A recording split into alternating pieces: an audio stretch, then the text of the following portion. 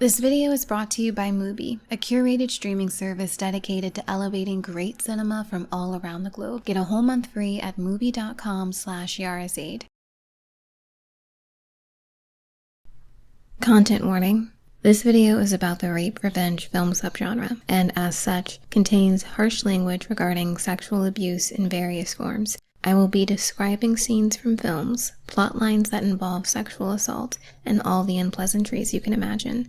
Skip this video if it's too much for you. I completely understand. Some of Hollywood's earliest rape revenge films were not what they're known as today. Today, a rape revenge story, more often than not, follows a person who has survived a violent sexual attack and decides to go after their assailants, often executing them in the most brutal way fathomable. But in old Hollywood, a fair amount of rape revenge stories were really about women considered to be morally reprehensible getting raped as a way to make them better. The story of Temple Drake sees Temple, a character considered fast by many standards, getting more than she bargained for when she is raped and later sold into sex slavery. The framing of the story suggests that what happens to her is deserved, and that maybe she even needed it in order to learn her lesson about not being pious. In these stories, protagonists don't get revenge after being raped. The rape is revenge against them. Of all Spike Lee's filmography, She's Gotta Have It is my least favorite. On one hand, I appreciate it starring a black woman who is unapologetic about her desire for sex and staunch in her desire to be untethered to anyone. She comes and goes as she pleases, and she refuses to be shamed for it. On the other hand, the emotional height of the movie happens when a man she's seeing decides he wants to tame her, and does so by raping her into submission. At the very least, the bar is in hell here. I guess it's good that the movie's end sees Nola being true to herself and not ending up with her rapist. But on the other hand, her rape is framed as rough, consensual sex when it isn't. As time passed, rape revenge stories started to change shape. They shifted from sometimes being stories where rape was the revenge exacted against women who didn't adhere to societal standards, to stories where rape was a reprehensible act that called for justified retribution, but the women who were affected by it were merely pawns. Vengeance wasn't theirs to exact. That belonged to the men in their lives. Sometimes it was up to her husband, sometimes her brother, but more often than not, the person getting revenge was her father. The victims themselves were side characters who existed solely to be abused and to make way for a stronger, more important male character to get revenge on their behalf. Michael Winner's 1974 breakout film Death Wish is often the first film that comes to mind when we talk about this specific genre. The film follows Paul Kersey, a regular man whose life is completely upended when his wife and daughter are attacked by muggers. His wife Joanna and his daughter Carol are severely beaten by these criminals. Carol is sexually assaulted by them. After the incident, Paul is incensed to get revenge on their behalf. Joanna has died, and Carol has become a shell of her former self. She's catatonic, unable to speak or even emote outside of her sporadic fits of rage. The last time we see her in both the film and the novel it's based on, she's being institutionalized. Her fate afterward is never revealed. Brian Garfield, the author of the original novel, was inspired by two real-life incidents. The first incident was when his wife's purse was stolen, and the other was when his own car was vandalized. There is something to be said about the way he raised the stakes with his novel. It wasn't enough to leave it at the women in Paul's life being robbed and traumatized from that. One of them had to be murdered. They both had to be beaten beyond recognition, and one of them had to be raped, and neither one of them matters much beyond what they represent to Paul. His relationship with each of them is so tenuously written that the women most traumatized by the events that take place are little more than objects, simply there to be moved and to motivate him. How they feel doesn't really matter, and Garfield doesn't have to answer that question because he leaves one dead and the other catatonic. Ingmar Bergman's The Virgin Spring is perhaps the oldest example of this type of story, deeply influenced by Akira Kurosawa's Rashomon, of course, but Rashomon is so complex in its interrogation of what constitutes justice that I won't go into it here. There's no denying that Bergman's film is beautifully made and heartbreaking, as is his signature style, but it still, unfortunately, falls into this category. The Virgin Spring takes place in medieval Sweden, One day, Tori sends his daughter Karen on a day's journey to deliver candles to the church while he and his wife Maretta stay behind. Karen is aided by 𝖘𝖔𝖚, the family servant. The two begin their journey but eventually go their separate ways after a disagreement, and Karen later runs into a group of herdsmen. Two of the older herdsmen rape and murder Karen, and they have no idea that 𝖘𝖘𝖚 has witnessed the whole thing after catching up. Later on, they look for lodging and end up asking Tori to stay in his home. They, of course, have no idea they've just asked the father of the girl they've murdered for shelter. When one of the herdsmen tries to sell Karen's clothes to Maretta, she knows these people have done something terrible to her daughter. She locks the men in while they sleep and tells Tori of her suspicions. And 𝖘𝖘𝖚 returns and tells Tori what happened, and he decides to kill the herdsman, and he does so brutally while Maretta watches on, frozen. If you've never heard of the Virgin Spring, but everything I said sounds familiar to you, it's probably because you've seen the slasher inspired by the Virgin Spring. Wes Craven's The Last House on the Left. I Spit on Your Grave is not the first rape revenge story actually focusing on the rape survivor getting revenge for herself, but it is perhaps the most famous example. I would say John Borman's Deliverance, released in 1972, somewhat falls into this category, and Deliverance stands out as being one of the few rape revenge movies where a man is getting revenge for his assault. Bob 𝖘𝖔𝖚's Act of Vengeance, released in 1974, focuses on a group of women who figure out they've been assaulted by the same person. When they can't get the police to do anything about it, they take matters into their own hands. It's not a perfect movie, and I don't love that it works simultaneously as a slasher by having their rapist sometimes kill one of the survivors off, but there are elements here that work for me, like when one character breaks up with her boyfriend who accuses her of cheating after she was raped. Are you bullshitting me about last night? Yeah, well, maybe you were playing a little grab ass and he got rough. But that ain't rape. Or when the same character first goes to report the rape, and they ask her questions that insinuate she brought it on herself. Now, just a few more questions, that's all. Had you been drinking? No. Under the influence of narcotics? No. Have you ever reported a rape before? No. And have you ever been arrested? No. And, were you wearing those clothes?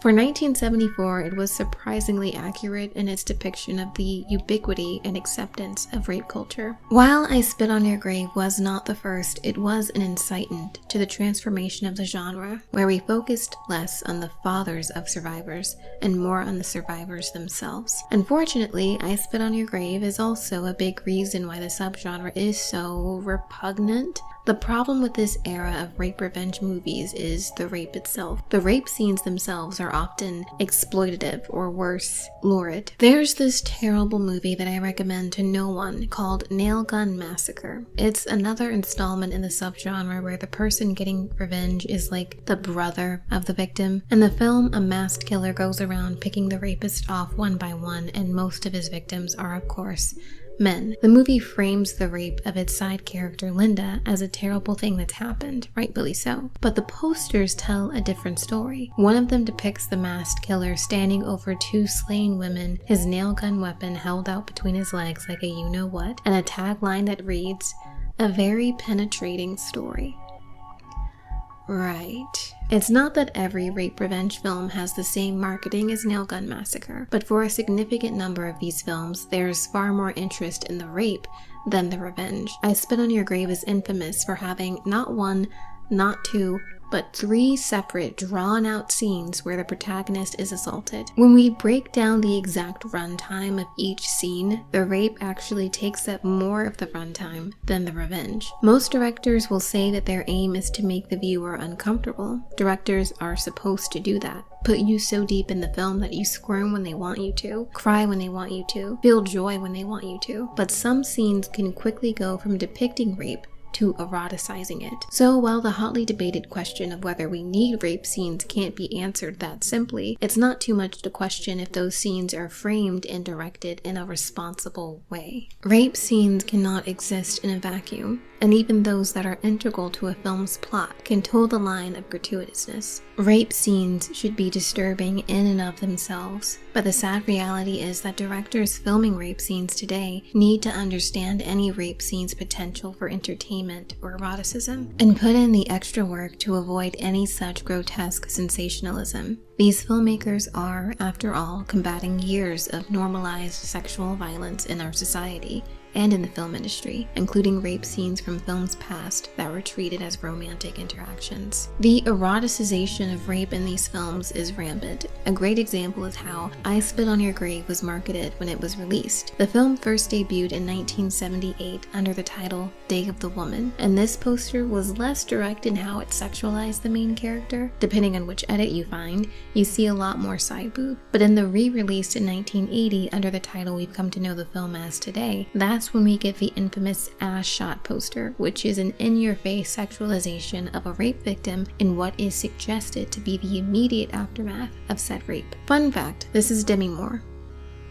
I just love telling people that. In the 1930s through the 50s, rape scenes were often suggested rather than outright depicted. Ida Lupino's Outrage, a 1950 film, was one of the only films of this subject matter to be directed by a woman at the time, and the way she depicts the rape is actually very clever. All in all, the subgenre has undergone a lot of changes, and I want us to keep those changes in mind while we unpack some of the things that don't quite work in Zoe Kravitz's directorial debut, Blink Twice.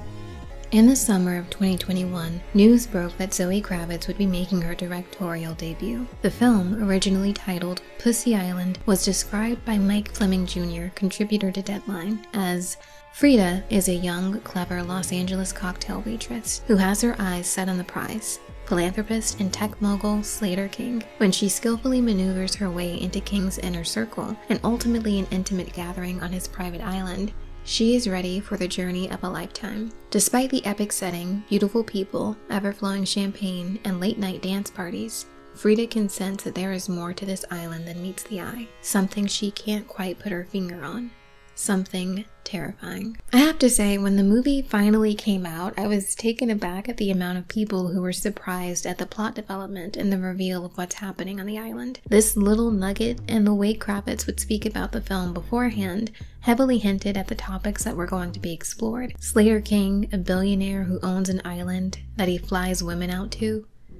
I mean, it was a pretty direct reference to Epstein Island, no? So going into this film, I was fully expecting a sort of rape revenge narrative. Leading up to the film's release, which was this past summer, Kravitz gave occasional interviews where she spoke about the inspirations behind the film and what it meant to her. Speaking to Deadline in 2021, she said, "The title means a lot of things. I started writing this story in 2017. As a woman in general, and a woman in this industry, I've experienced some pretty wild behavior from the opposite sex. The title was kind of a joke at first, this place where people would go, bring women, party, and hang out. The story evolved into something else, but the title wound up having multiple meanings, and it alludes to this time and place we claim to not be in anymore, in terms of sexual politics." Okay, so before I go into the summary for the film, I have to come out and say that I'm one of the few people who think Pussy Island was a better title for it. I completely understand what Kravitz was trying to do with it. It worked both as an indication of the male chauvinism that's prominent in the film, giving us a peek into the mindset of a character like Slater King. This is how he and his friends refer to the island, when they're not trying to charm hapless women into joining them. This is a spotlight on who he and his pals truly are. It also works as a reclamation, of course, for the surviving women at the end of the film who flip it on their abusers. And with the very end of the movie, which I take grand issue with, by the way, Kravitz is saying,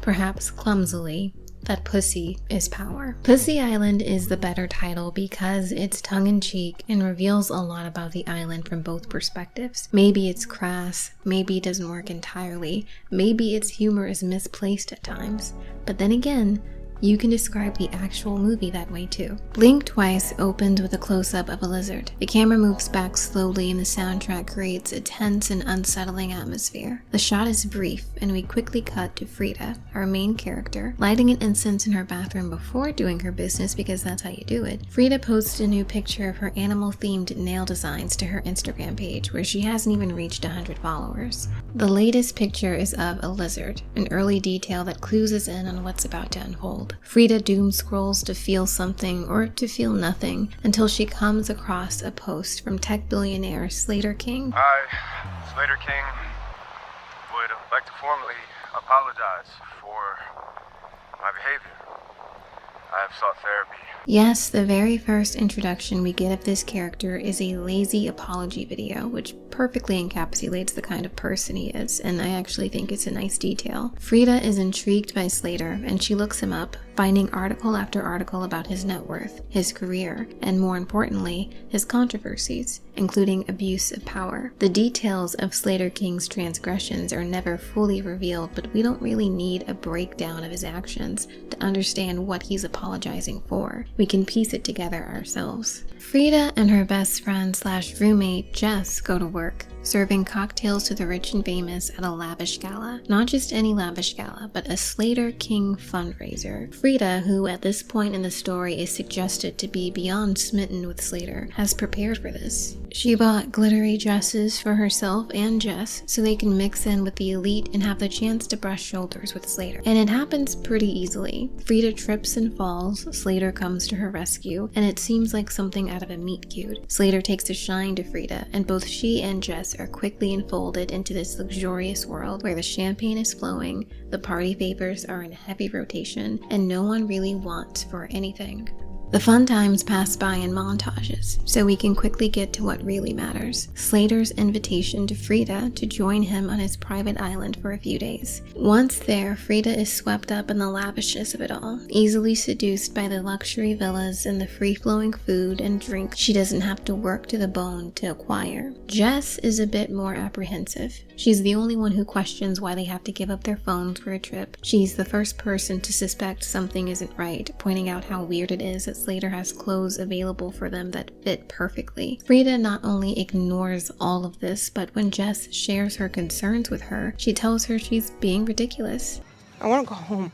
Okay, let's not go crazy. I'm scared. I think you just need some sleep. What is it? You're not listening to me. For the first time in my life, I'm here. And I'm not invisible, so please. Please. Okay, I found the gaslight. The ending I already know is girl boss. Where is the gatekeep? This montage of everyone having a great time is all the movie is for a while. Raspberries and champagne glasses, smoking fat blunts, lazy hours spent by the pool, fancy perfume derived from the island's native flower, and it just sort of plays on repeat. Days and nights bleed into each other. It isn't until one night, when Jess is bitten by a snake, that we see a bigger shift. After Jess is bitten, the next morning she's long gone, and no one else on the island remembers her, not even Frida. Fortunately, that same morning, one of the islanders, an older woman who isn't even given a name — I fucking hate how the islanders are treated in this movie, or just like characterized. This woman gives Frida some snake venom to drink. Shortly after drinking it, Frida suddenly remembers Jess, but she can't convince anyone that Jess existed at all. Not even Stacy, Slater's sister and assistant, who seems to organize everything. Thanks to the venom though, Frida is able to put together that somehow Slater and his buddies are making it so she and the others forget what happens every night. It's the perfume. Sarah, a character who Frida has been in competition with since arriving on the island, confides in Frida that she feels like something is off. There are things that she can't explain, and Frida bringing up Jess seems to be part of it. I'm having a great time here.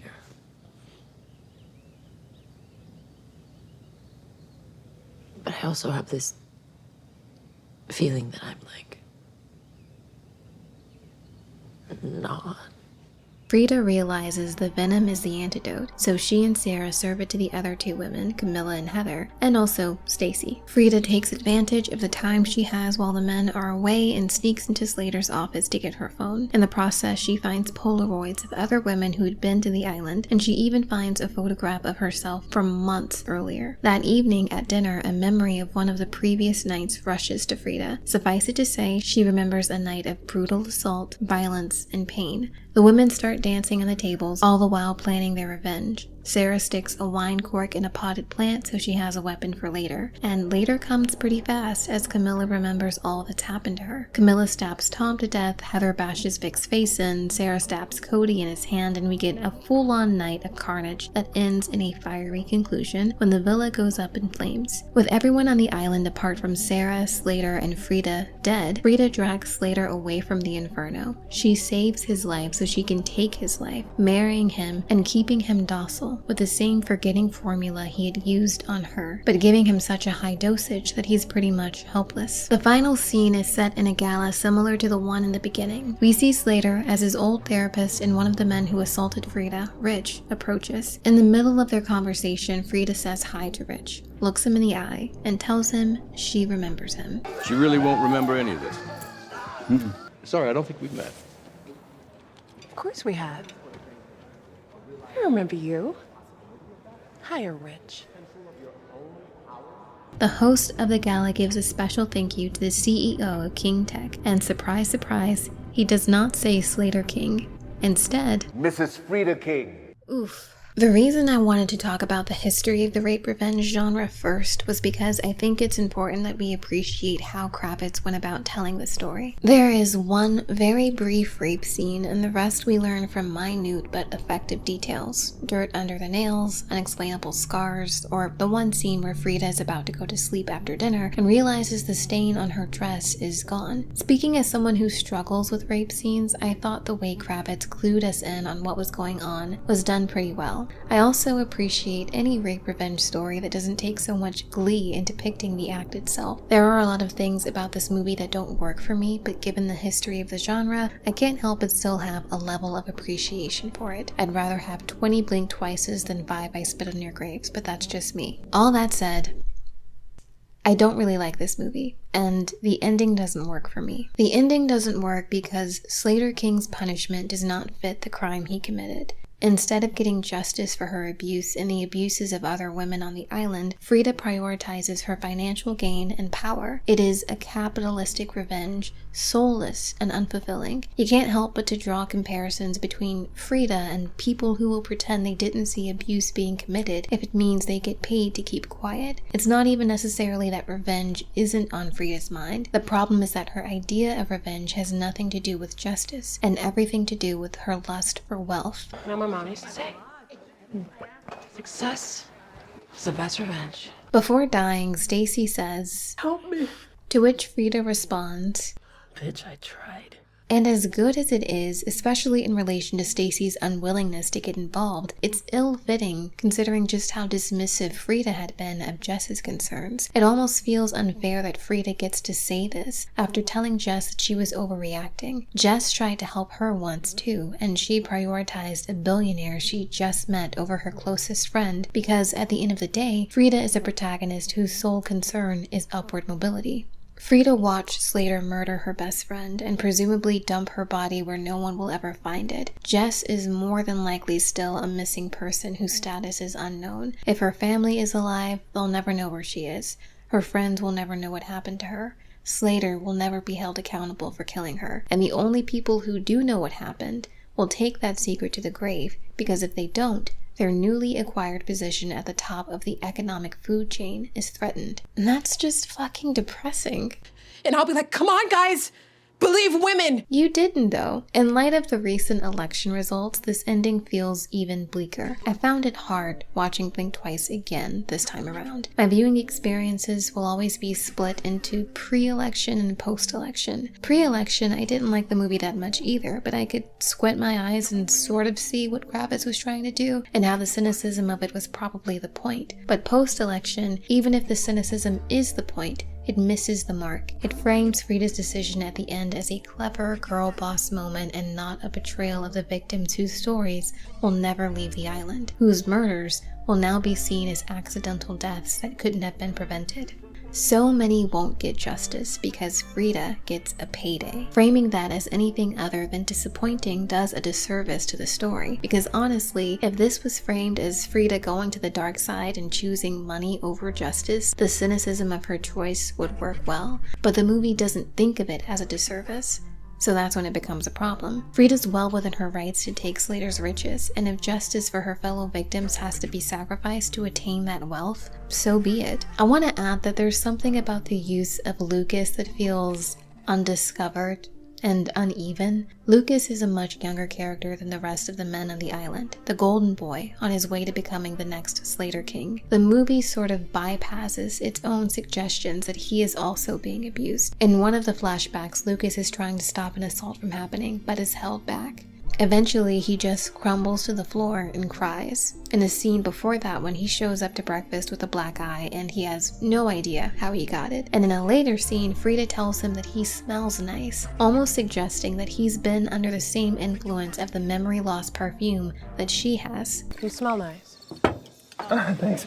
Even when everything is going on during the night of carnage, Lucas keeps screaming for someone to tell him what's happening, and we can only assume that he literally does not remember. But still, by the end of the movie, Lucas's experiences on the island aren't really explored, and despite so many hints that he, too, is being abused or exploited, the ending frames him as just another perpetrator whose inaction is just as bad. A character who sees bad things being done and does nothing to stop it is important to include in a story with this subject matter. So many people in power get away with years, decades of abuse because they're surrounded by people who don't want to be involved, who are comfortable with just looking the other way. Including Lucas as this sort of character makes sense, and it would work if it wasn't marred by contradiction. Why give Lucas the black eye? Why suggest he's also been forced to forget? Why frame him as another victim if his inaction is supposed to make him just as bad as the others? Slater even says to him at the end that he did nothing,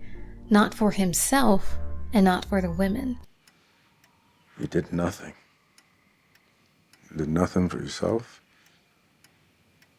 You did nothing for them. If Lucas is also being abused, framing him as a character whose inaction makes him deserving of retribution doesn't work. And the frustrating thing is that he doesn't have to be that character. Slater's bodyguard is right there. Angelica Jade Bastien, for those who don't know, is one of the best film critics working today, and I admire her oh so much. She's the kind of writer who can change your entire view of a film, but also one whose work you can walk away from appreciatively, even if you have a completely different opinion. I bring her up because she said something in her review for the film that I feel perfectly sums it up. Blood is shed, lies are brought to light, yet truth is never found.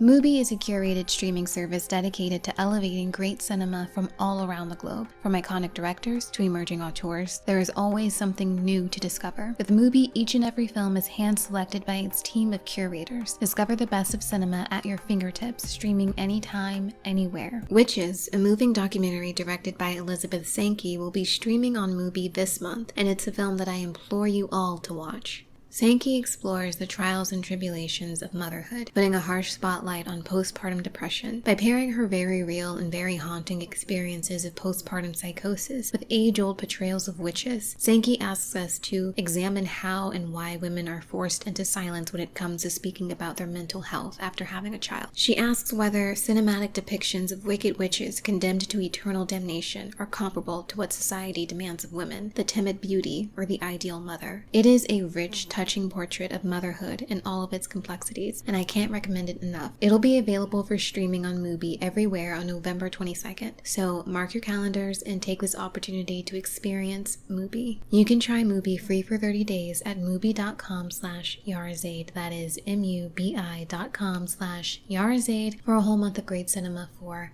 free.